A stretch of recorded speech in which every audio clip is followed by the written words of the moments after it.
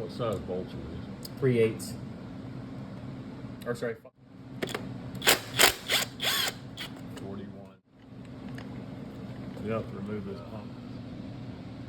Thing's gonna be. So just used to go ahead and lay it over on there. Okay. Any other types of. They're not sitting there too tight. They do have seats. They were just laying in there flat when this came off. They say you should replace these. That one.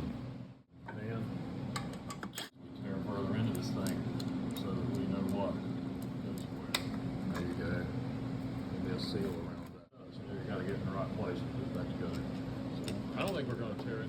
It's none of the videos. Well, the springs are the same. They both got both have 2 springs, and they've got this little post should help you.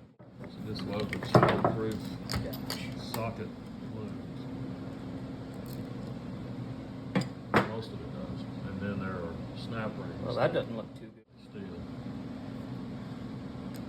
So it Get my finger up in there. All around here. I haven't found it. Comes pushing against with that birdcage tool that we saw in some of those videos.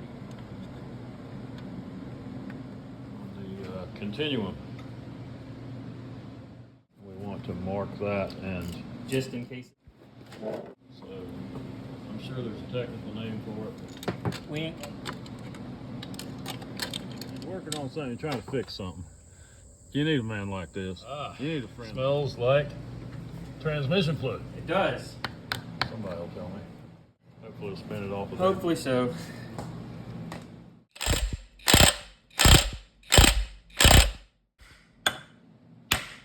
Take it out a little more.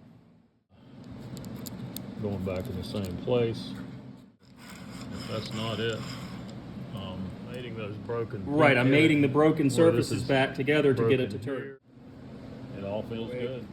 Dot the top side of it here. Is where it's been. Oh wait, no, false alarm. Snap ring. That's what breaks, isn't it? There's one over here.